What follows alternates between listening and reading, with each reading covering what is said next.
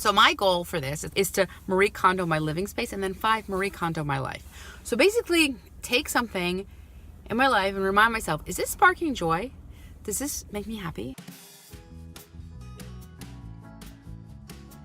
Hello everyone. Yay, I'm warm in the car. I don't want to go inside yet. I don't want to leave my warm car. It's cold. Okay, but I wanted to share with you something that would be really good to share now. I usually do my New Year's resolutions in January. It's a thing.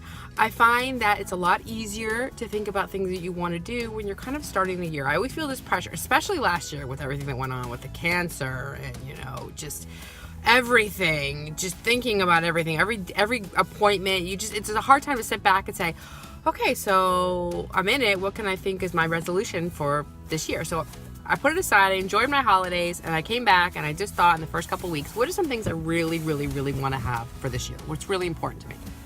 So number one thing that I want to resolve to do is I don't know if any of you do this, but I pick at the finger skin around my cuticles and stuff like that. I don't bite my nails. I'm not into that, but I pick, and then it bleeds, and then it's gross, and then I know I'm repulsive. I should go live under a bridge somewhere. I know. But I want to stop doing that because I have these last couple weeks of just kind of mindfully reminding myself, not punishing myself for doing it, but just being like, Sarah, what are you doing? And I've stopped. I've just kind of taken a deep breath and stopped. So I want to keep on that path of no finger picking in 2019. Okay, so surrogacy. I want to jump right in. I know I've already talked about it with you guys, and I'm really excited about it, but I don't want, there's going to be little things along the way. There's going to be, obviously with me and my husband, we're going to be talking a lot about all the issues. There's going to be things that might not work out as we plan, but I just want to take a deep breath and breathe like I did with the finger picking and just enjoy the ride. Okay, ask the questions when I need to ask the questions. Is this guy going to hit me? No. Ask the questions when I need to ask them. Just kind of relax and enjoy the moment and just jump right in. Okay, just keep going forward with it and just trust that whatever process it is going to be the process for me. Okay, and just kind of breathe into that. Yay. All right, number 3, I want to work on my writing every day. I don't know if you guys know this, but I love to write. I love to write nothing, I'm not Shakespeare here, but I love to write fun goofy things about my life and all these kind of things. And I'm working on a project that was due months ago.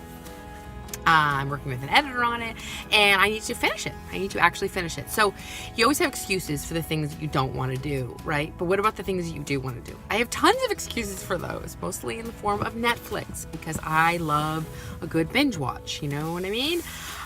So there's just so many things to watch that you want to see. And at night when you have that free time and you're so relaxing, it's hard to sort of say, okay, I want to take 30 minutes right now.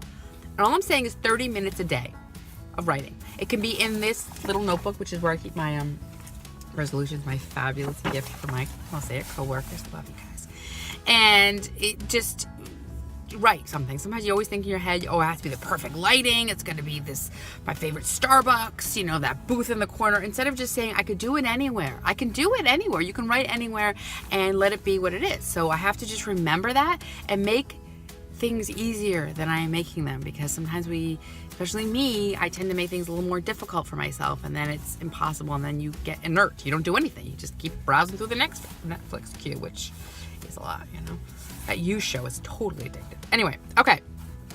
Number 4 is I want to Marie Kondo my living space. Now, I've been working on it. I'm actually going to show you guys what I've done in another vlog post, but I love Marie Kondo. I don't know if you've been watching this on Netflix. It's a tidying up show. The crux of the whole thing basically is she suggests you do, there's a whole very, very simple, but take a piece of clothing in your life, and if it doesn't spark joy, give it away or say thank you to it, and then just remove it from your life, donate it or something else, okay?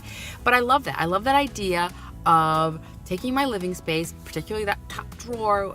Is it a makeup drawer? Is it a lotion drawer? Is it a pen drawer? It's a million things, and then you don't know what you have, right?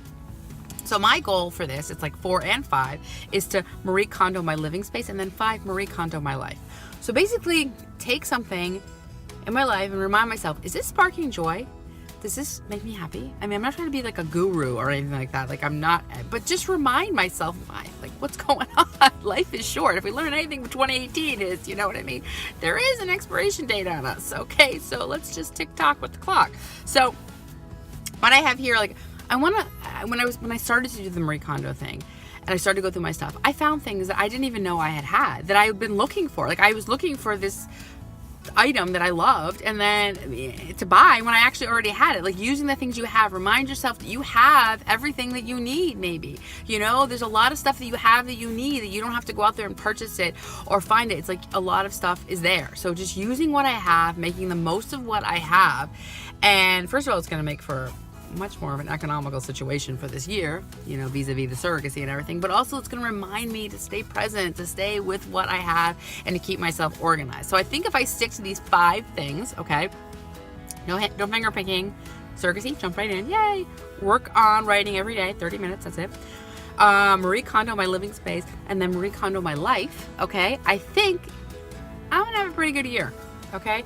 So let me know what you guys think. What are some of your resolutions this year? I'm always curious and see how you stick to them, or what your process is, or anything like that, because it's January.